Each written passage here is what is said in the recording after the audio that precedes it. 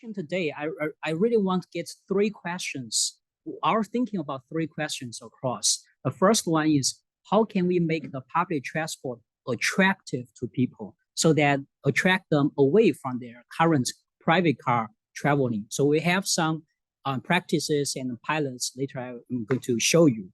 The second one is that how can we design an effective rewarding system to reward people who switch from private car to public transport without taxpayers' money on the table.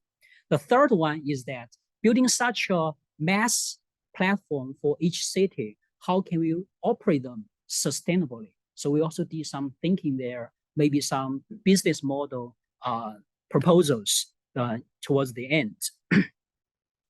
So in April, I also did similar talk, but today is that talk plus updates for the past half a year. So when I'm in Stanford and Berkeley, I find that people now get the importance of data science in many applications in mitigating climate change.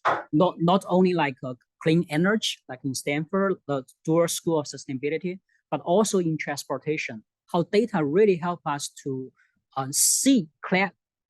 clarify the problem and kind of experiment theoretically experiment our proposed solutions before we even do the pilot. I hope today through all these slides, maybe some of them are very dense, but you are able to see that how this data really play a role for us to understand the problem and find the best cost-effective solution to the in the overview in the overall vision of providing affordable, fast, and green mobility for the people.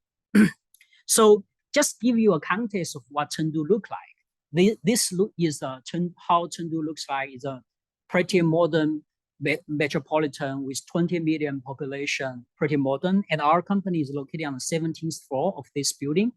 And also on the left upper corner is the city brain of Chengdu. And the system is also powered by Pear City. It's our version 3 years ago. But this is the only photo I find in public where they send. It's not allowed to take pictures inside this room.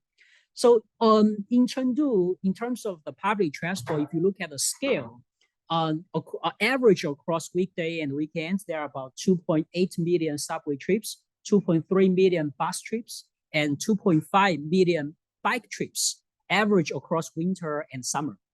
And then there are about 1 million hire car trips, meaning Uber, Didi, etc., and also 300,000 taxi trips every day. So they are emitting about, in aggregate, these different modes, they are emitting about 3,000 tons of CO2 every day.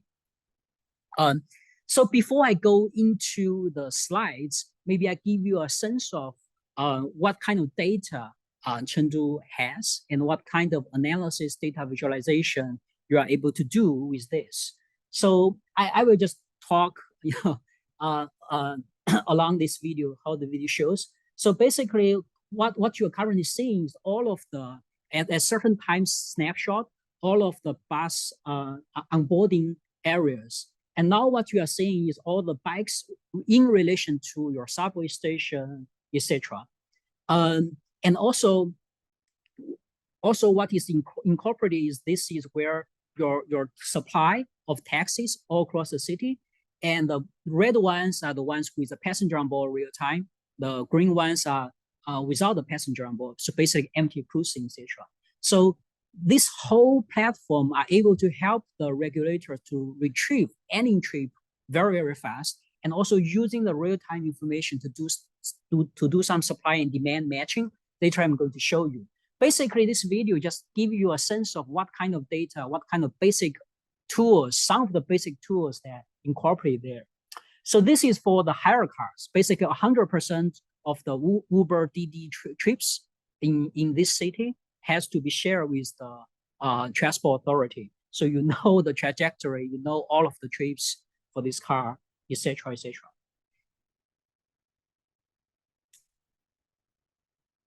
And and also this, from here is what you see for the subway network, the kind of pattern every day. for the subway stations ranked by their ridership, how well utilized they are, and also in terms of cross section, which parts is overcrowded, or what are the kind of the strategies. Oh, sorry. Oh, I skipped the video. Sorry, this one. Yeah. Later I will show the video while we are doing the Q&A. I mispressed the button. So over the past 3 years during the lockdown, we only do our business in Chengdu, this city. We really helped them first time incorporated the bike data to the platform and also the taxi hire car data. And also we participated in the process of incorporating the bus data into the platform. So one of the photo you see is happened in the first half of August, happened just about 2 months ago. The World University Games happened in Chengdu. So we built the first MaaS app for those games delegation. They use the app for all of the like book a car, the inquiry, the bus time, schedule, real-time position, and the platform, etc., etc. I also in the video has it. So for Pair, we have always trying to be, in addition to be a company, we try to be a bridge between government and research. Many of the collaborations we established before COVID in 2019, like in Singapore, in Buenos Aires, in Argentina, we helped them with their 38,000 taxis modernization project, and Guangzhou and Chengdu. And we also published papers together with UC Berkeley, Tsinghua University in China, and also Singapore University. So who we are, this is me, and as just now Professor Bell introduced. So I kind of specialized in doing the smart mobility plus energy platforms, trying to use data to drive our clean energy transition, our sustainable mobility transition in a more cost-effective way and business sustainable way. And also our chief advisor, Professor Dan Cameron, and also business advisor, Dr. Ning, based in Singapore. During the COVID, we also assembled a team of about 10 researchers who came back from US, UK, and Australia, and we do this together.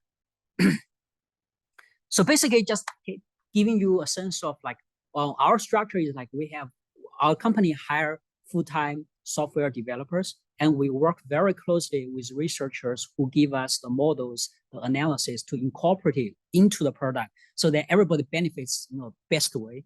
So the following presentation will be divided into 2 parts. One is the case studies of data infrastructure for the innovations, basically what we have done.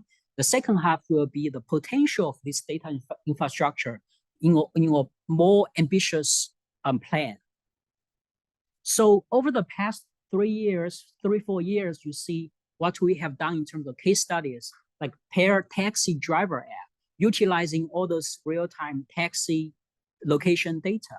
We provide this kind of Bloomberg, like a stock market data insights to drivers, so they know that which parts has more demand, which part has excessive supply.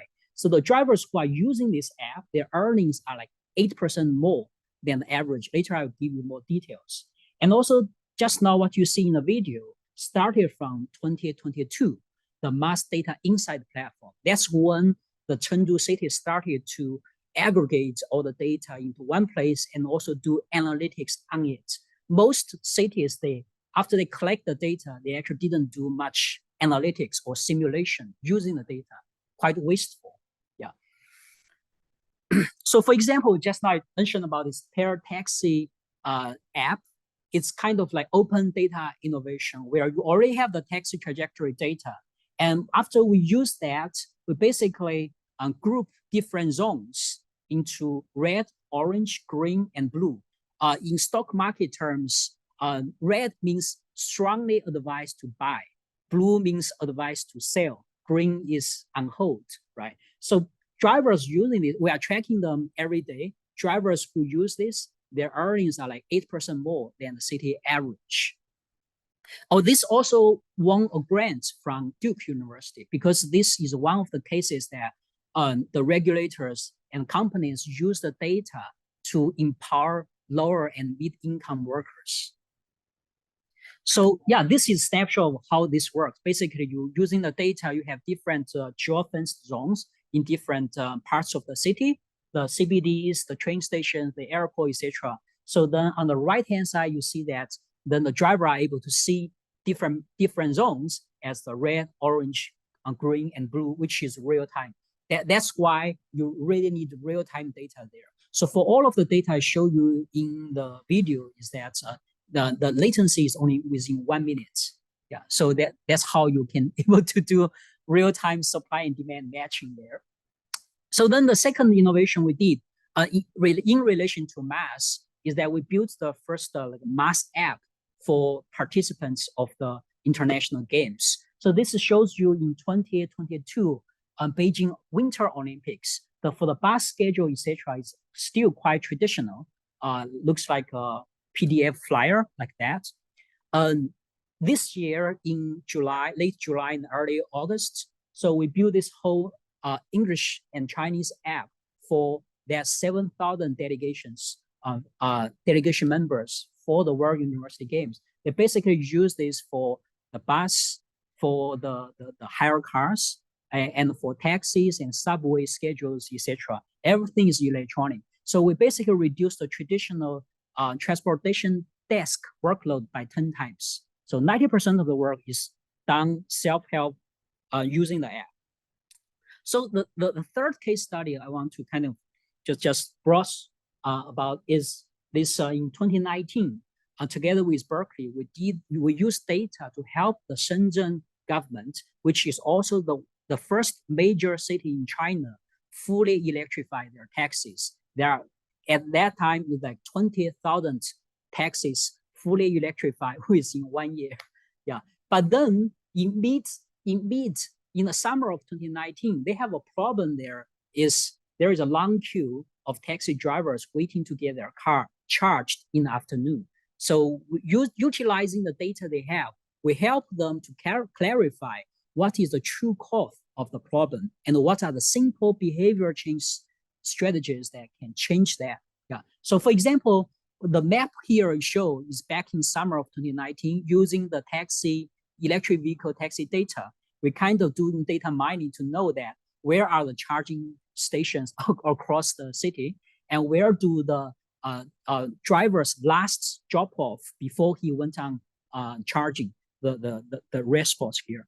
And also when you see the distribution, not all chargers are utilized equally. Some of them are, overutilized. Some of them are very lowly utilized. So because of that, so this is kind of a pattern. There is a paper we published together with the Berkeley team, so you can see more details. Basically, what the story tells us, yeah, we give what we found is that the cause of that so-called lack of charging infrastructure is because of this behavior of the drivers. When they change shift, they have this full tank change shift. Back the gasoline days, they have to refill their tank to the full and change shift. So therefore, going to the EV days, they have to fully charge their car before they change shift. That's why they have to charge close to the shift change time and also close to the shift change location. So that's why a few charging stations close to the shift change locations are overutilized. The driver has to wait for more than 1 hour and then cost them 2 hours to charge. So then, affecting passengers getting a ride. So also, when we do the analysis, we see some of the drivers, like the red ones, they're already very smart. They are not changing shift full tank of battery. They are charging during noon time for lunch to 100%, almost 100%. Then they drive until the afternoon. Then they just pass car to the evening shift drivers. They're earning more. So then when we give this kind of behavior change stuff to the driver, saying, some of the drivers are earning more than you because they're doing this. And we recommend to do X, Y, Z, right? So then they adopt it. So without building more chargers, the problem gets solved. Because with data, you really see what happens.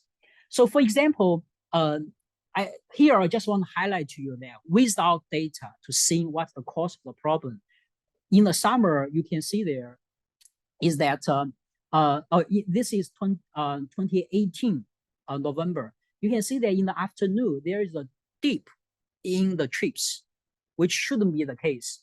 It's because the drivers taxis are waiting to be charged. So that's why there's a drop there.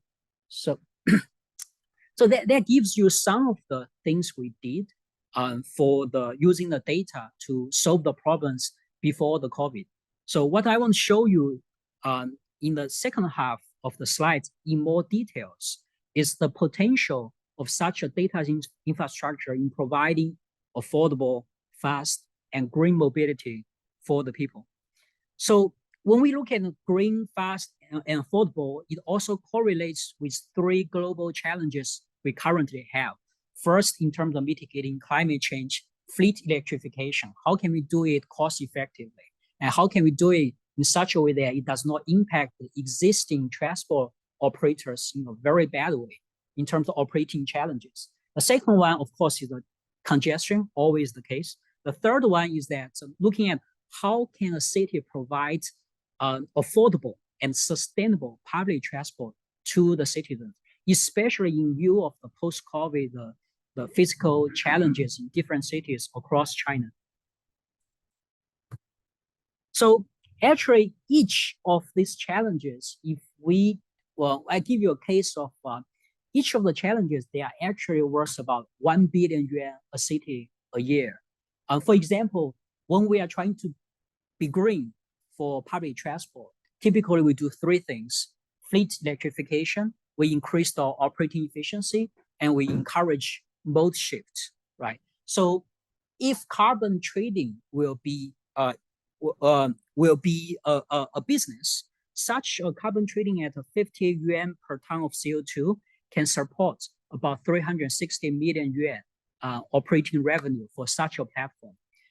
And secondly, is that in terms of fast, later I will show you this Bus Lane Express product, basically for the allow people to reserve the bus, allow the people using bus lanes on a reservation basis. Such a tool, if we price it at 4 yuan per vehicle kilometer, it can help such a city collect 1.2 billion yuan a year. And also affordable part is that right now, China, all across China, cities are looking at the bus reform. Current model is that government is footing the losses. So about 75% of the operating cost is losses. So has to foot it by the government. So using a digital platform to really optimize the network and also optimize the cost, it has a potential. If achieve 25% cost reduction, we are looking at 1 billion yuan a year in such a mega city in China. So basically giving you that. So in our view, how can we address those three challenges together? We look at built upon the MaaS platform idea, we look at this from supply and demand perspective. Basically, from the supply perspective, we feel that if currently the public transport modes are not liked by the residents, if you put them all together on one MaaS platform, they may still be rubbish collected. So what we have done is using the data. For example, Pair MaaS is really seamlessly integrates the subway, bus, and share bike together. So they are reducing the transfer time in between modes. So and gets more reliable travel time for passengers. We find it's actually a more effective tool than giving fare discount to commuters. Chengdu last year also tried that, giving like 20% discount on subway and free bus rides on every 5th day of the month. But we did not see noticeable ridership increase based on the discount one. But when we do this seamless integration for some of the subway stations, we do see the bus ridership increase. And also over 2 months' time, we see the subway ridership also increases based on that. And also another way is like just now mentioned about how do we reward them effectively. So we designed this Pair Bus Lane Express product.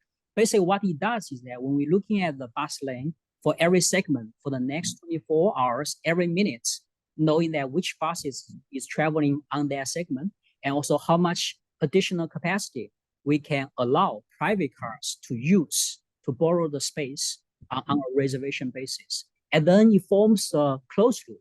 For people to reserve the bus lane, they have to get the green token, which is earned by taking subway and buses. So this is the design there.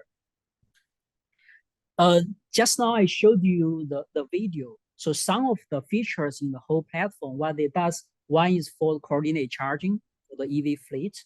Second is the second row you see is for the less crowded subway commute, also the subway bus transfer, less anxiety. And also just now I mentioned about bike ridership is almost 2.5 million every day. So people typically use them to connect to the subway station. So we also have that automatic tool to monitoring the bike demand and supply at the subway station. So we dispatch the bike operators automatically in terms of which subway station needing bikes. Yeah. And also this corner shows you that for that pilot here, you see before that you see the waiting time, because we have the data for everyone getting outside, getting out of the subway station and get on board the bus. So we calculate for every subway station, 280 plus of them, what is the transfer time in between. And notice some of them are very unreliable transfer time. And after you accurately deploy some of the feeder bus there, it really improved the subway ridership. Also, almost every bus is full with passengers.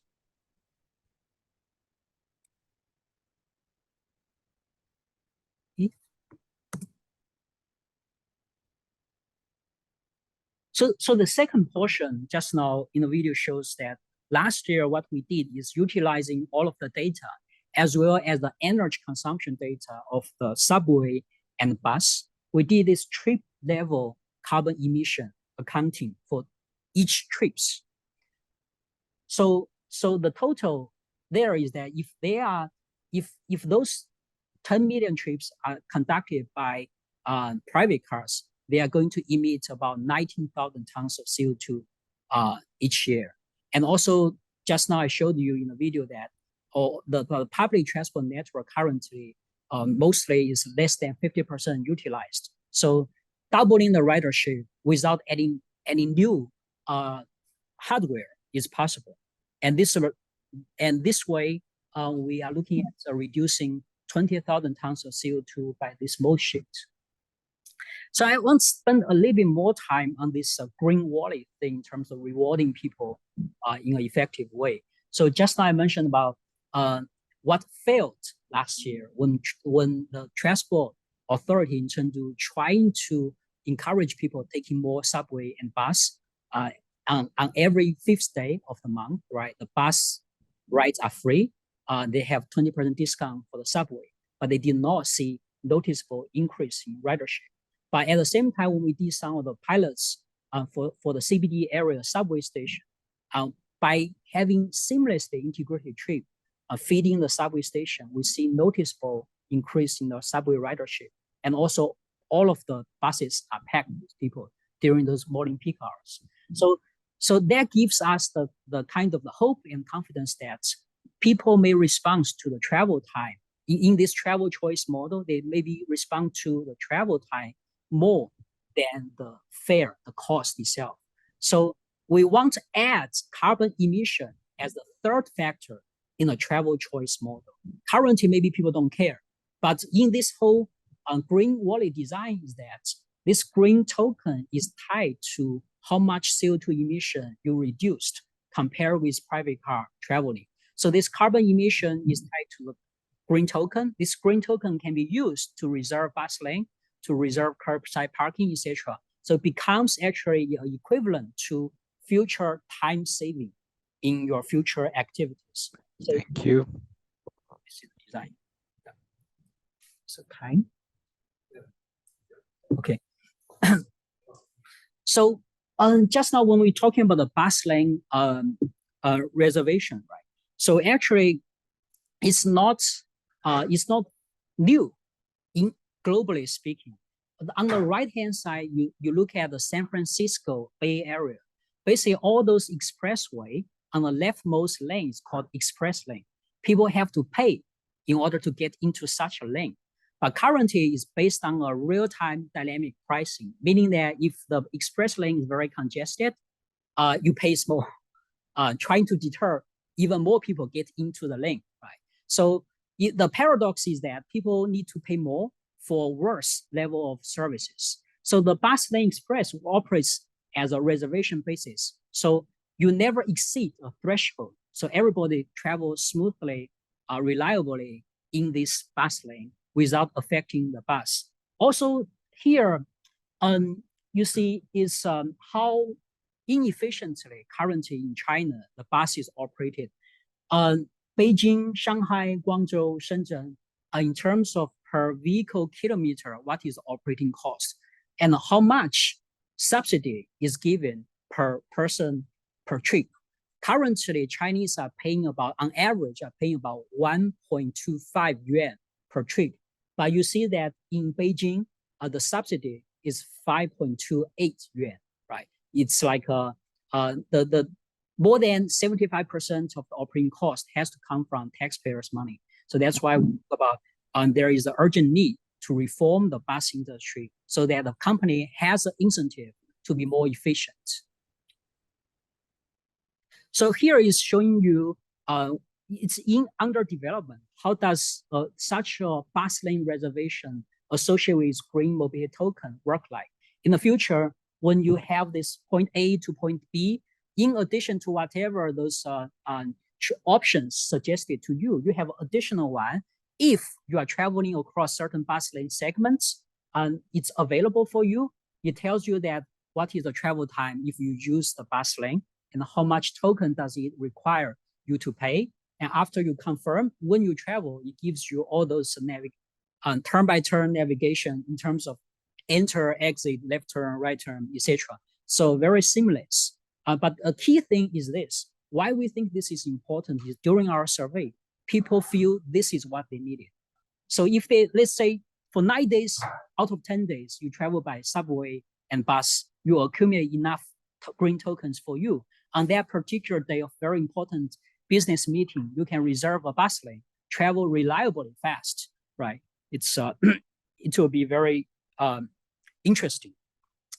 So before I open up the Q&A, so for PAIR, what we have done over the past 3 years, and also in terms of our vision, we want to provide this data infrastructure for different cities in the world so that they can provide affordable in terms of total cost and also fast mobility for people. Also, I talk a lot about this Microsoft-like data infrastructure is because before the COVID, our product works like a SaaS. So the transport regulator has to send data, share data in our AWS cloud. And then that goes into problem later on with data security, etc. So that's why we change our product into kind of operating system. So we install this software in the transport regulator server. None of the source data get out of the server, but those data insights can be produced there. The researchers can do analysis, etc. within this data security framework. And some of this data can, after examination, right, they can be open to the public via API, just like what we did with the PAIR taxi one. We give each driver the same data real time as what the regulators get, so that they can really utilizing those data insights real time to improve their productivity.